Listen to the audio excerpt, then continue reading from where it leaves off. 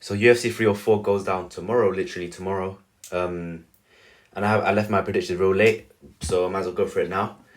Um, I'm gonna go through every single fight from early prelims to the last fight, the main event, giving my detailed predictions for every fight, what I think is gonna happen, who's gonna win, how they're gonna win,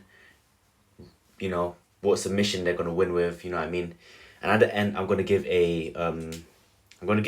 not telling you guys to bet, but if you want to, what I think is the best parlay you can make for this card, considering the odds and how likely it is to hit. So yeah, let's go through the card right now. Okay, first fight of the night, Shauna Benon versus Ardeline.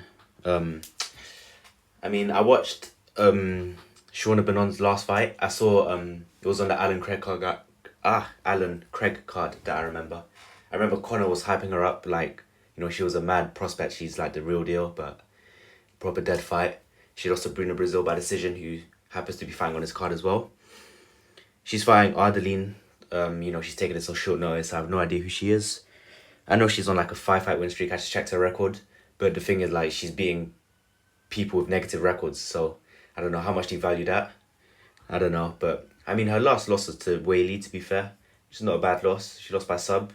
But yeah, I'm not too informed on either person. But yeah, I'll go with Shauna Benon. Why not? Next up, though, Mick Parkin versus Lukas Brzeski. I'm going to go with Mick Parkin. It's mad because Mick Park is probably one of the best prospects at heavyweight right now. He's undefeated. He's on like a good win streak. I think 3 fights, maybe 2-3 fights. I think it's 3. I'm not sure actually. I haven't checked his record recently, but the thing is, when I watch him, he stinks, man. Like, he's just your average heavyweight. But I'll go with him in this fight because he trains with Aspinall and that. Even though I'm not impressed with him, it's just your average heavyweight. And Lukas Brzeski, he just fought Walter Walker. Boring ass fight though. Yeah, I can't give too much of a breakdown for this fight, Let's go with Mick Parkin, man, yeah. Let's see what's next. Next fight on the early prelims, Sam Patterson versus Kiefer Crosby. I'm going to go with Sam Patterson, though. But to be fair, I'm not very confident in his pick.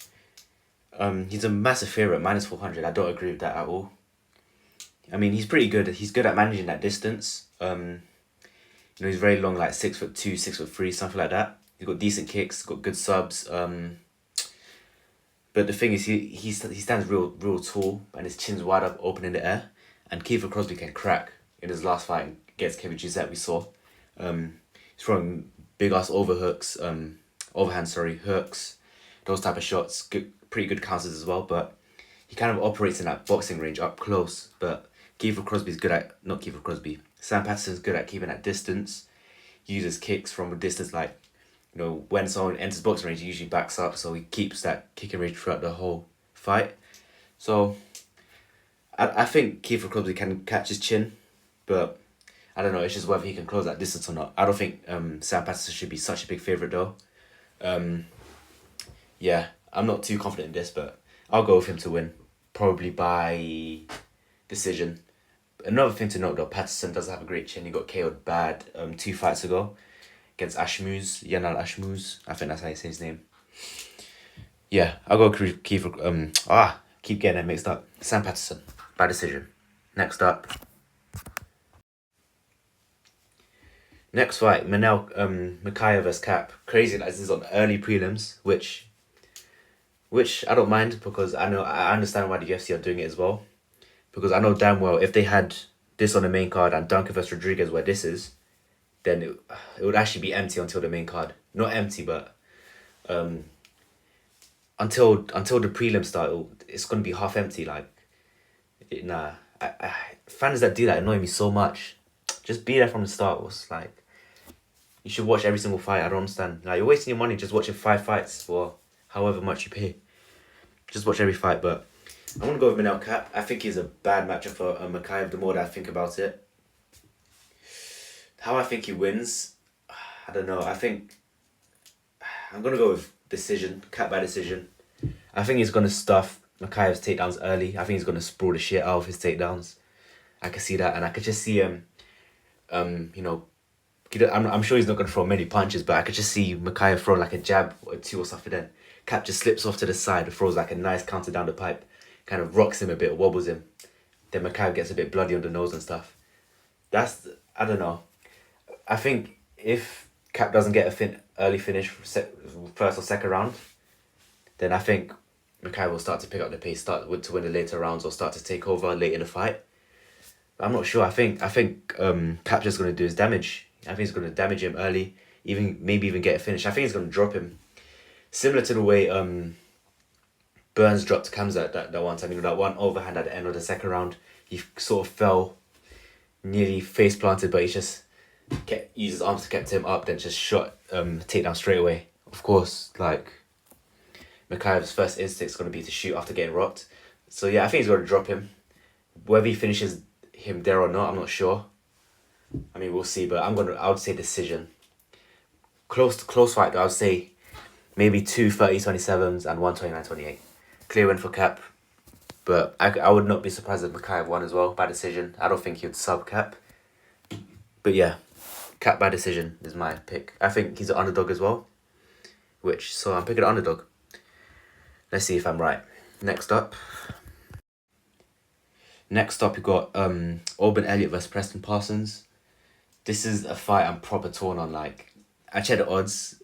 It's basically pick 'em. Auburn Elliott's 5-6, which is what I feel like minus 130, 120, something along those lines.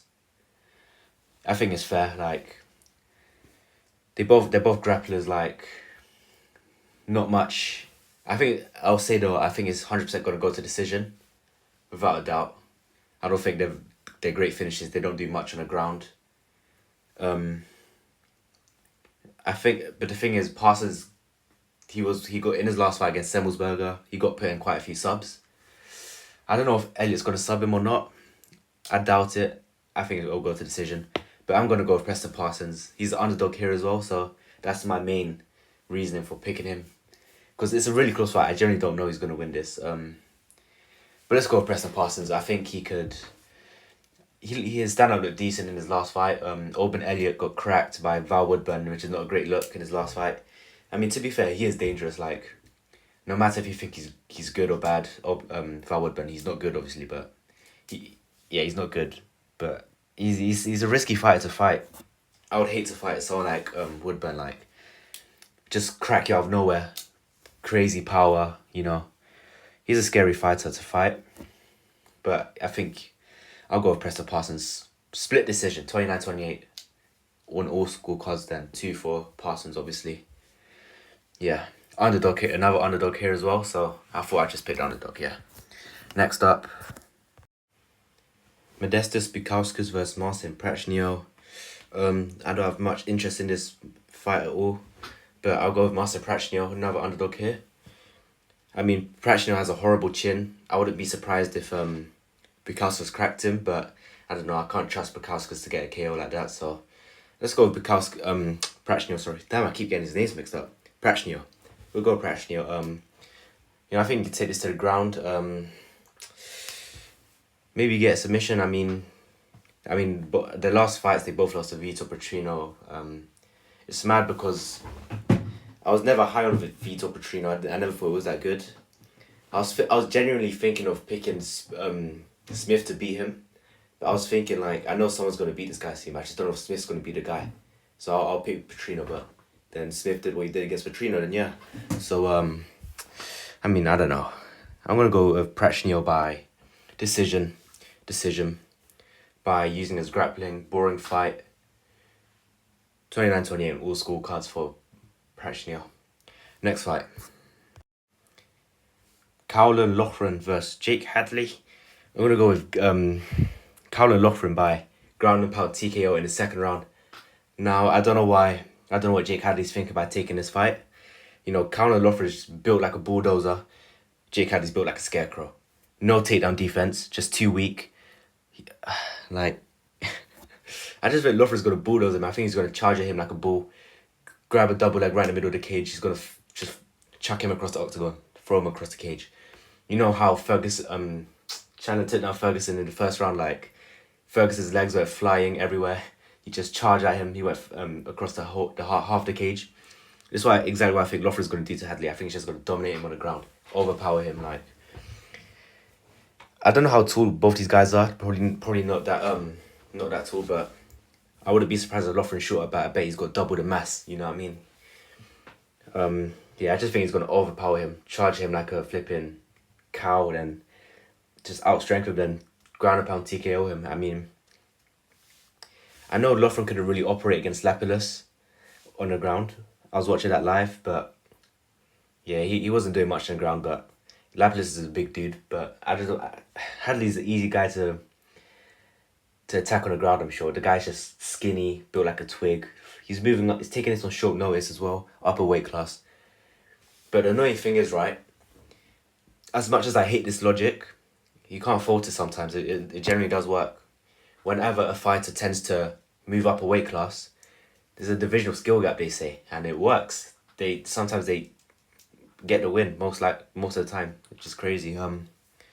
It's crazy. I mean, we've seen examples of this recently. Gene Silver versus Dober, Gaethje Holloway. I hate that logic so much, but it works, man. But no, it's not gonna work this time. Loughran's gonna win by ground and pound TKO in the second round.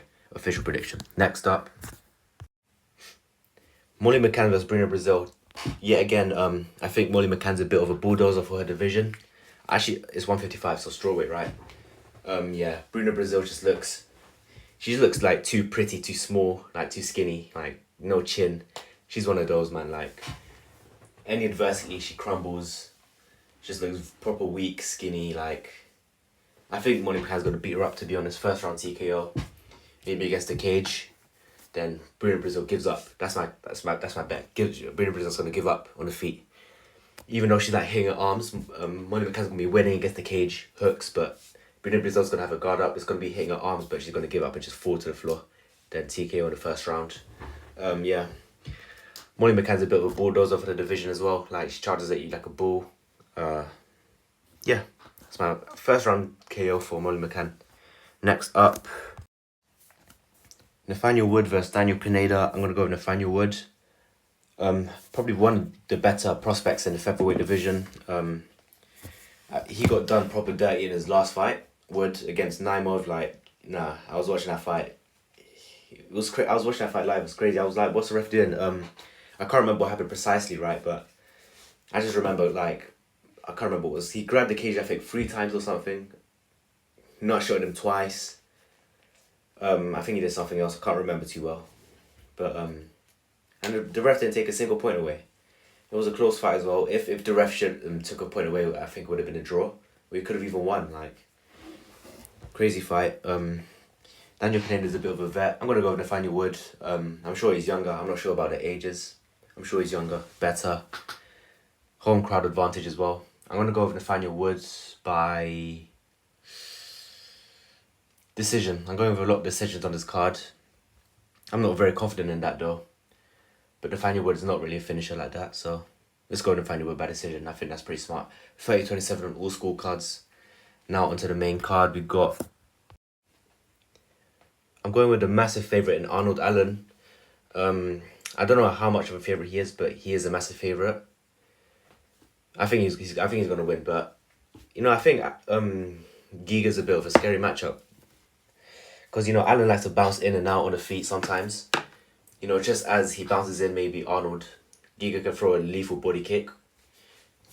I think he could be quite susceptible to those kicks, but I think he could be fine, man. I think he'll invest in the body in the early rounds. Body straights, body jabs, that type of stuff, go upstairs a bit. Then I think Giga's going to get tired. In the second round, he starts to wear down a bit. Then third round, he's done. Then Allen's going to overwhelm him. TKO in the third round. My official prediction. I think Arnold Allen's going to invest in that body. Go upstairs a bit. Giga's going to get rocked. Then he's just going to wail against him. Then Giga just gets tired and falls over. Third round TKO for Arnold Allen. I'm very confident in this one. Very confident. I wouldn't be surprised if Giga could somehow pull off an upset with the kicks, I guess. I wouldn't be surprised, but I do think Allen is his worst matchup in the division, probably. So, yeah. Arnold Allen, third round TKO. Next up, Christian Leroy Duncan versus Gregory Rodriguez. Sick fight, by the way. Very sick fight. I'm gonna go with Chris Leroy Duncan though. I think he's gonna win. Rodriguez is taking this on short notice. I'm not sure. I think it's quite a fair amount of notice though. He had a bunch of time to prepare for this. I think it was like 3 weeks, 4 weeks.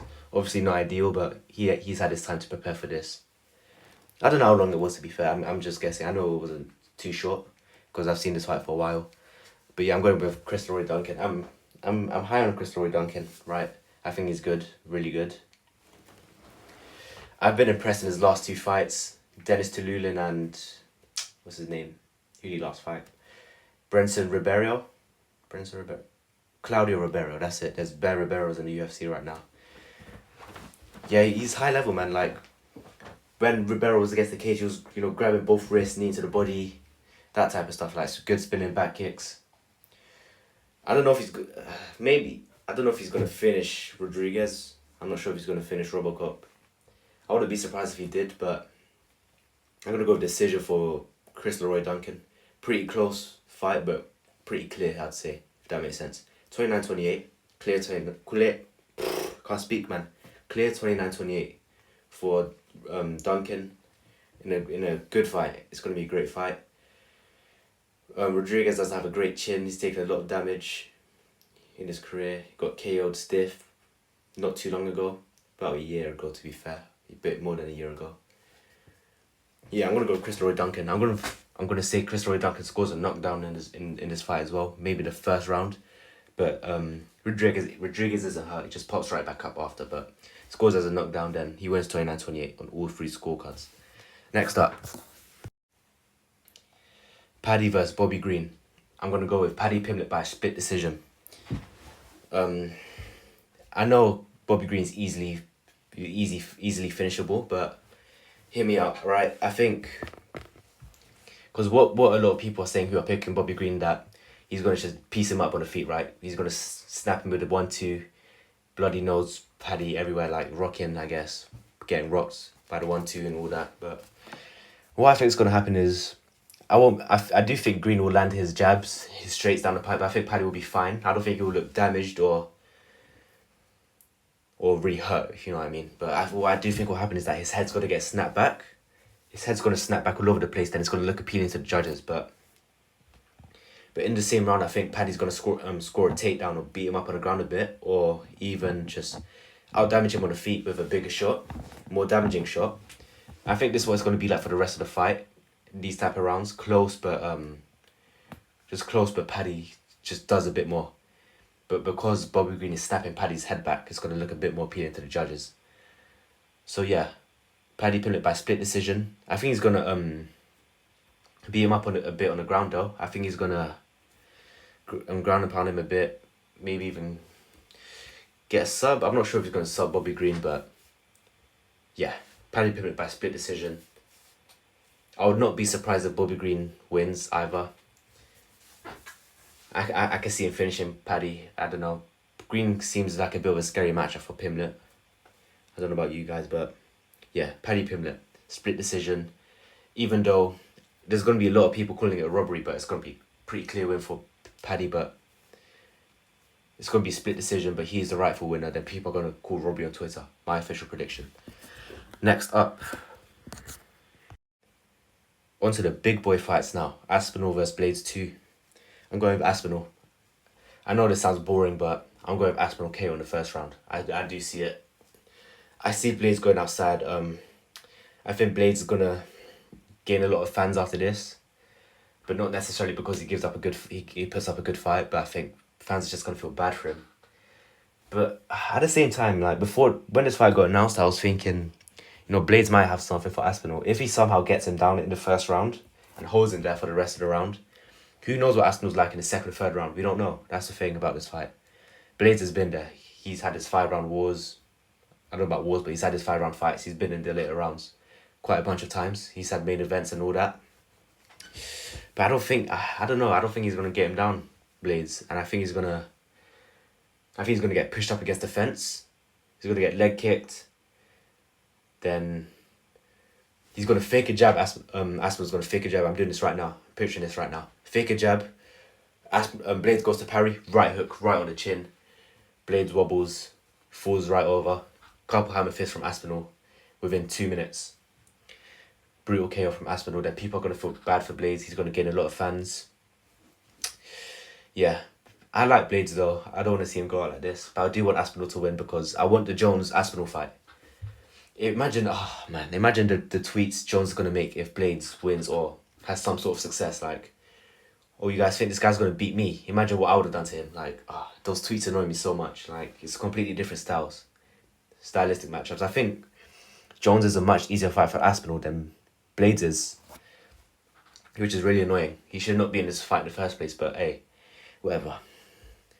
So yeah, Aspinall, first round KO within 3 minutes. 2 minutes. 2 minutes. Then yeah, the world's going to feel bad for Blades. Then yeah, that's my prediction. Main event, another rematch, Edwards vs Bilal 2. I'm going with Leon Edwards.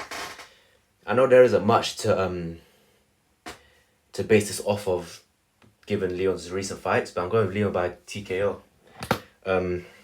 Yeah, I'm going with Leon by TKO. I don't know, what I've noticed, right, is I've been watching Embedded, right?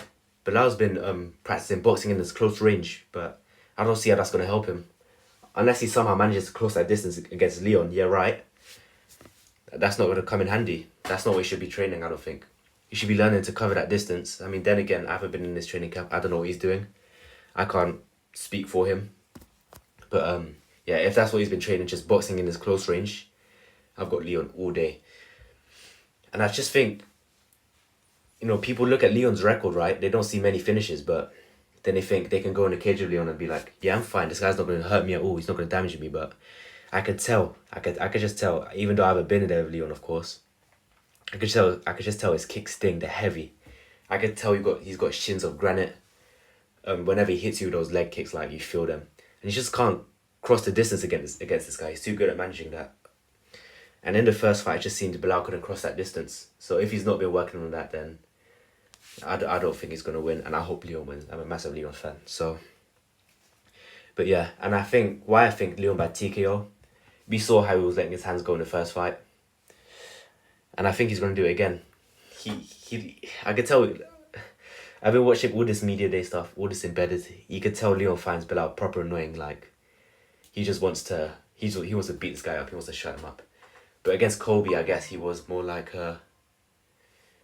was more frustrated. So he didn't want to let all his anger out, because that might not go well for him if Colby could have smothered him, which he didn't in the end. But yeah, I don't think Bilal poses much threat for Leon to not go crazy, to not let his hands go, let his kicks go.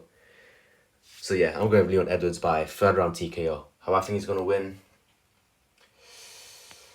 I haven't thought of this actually.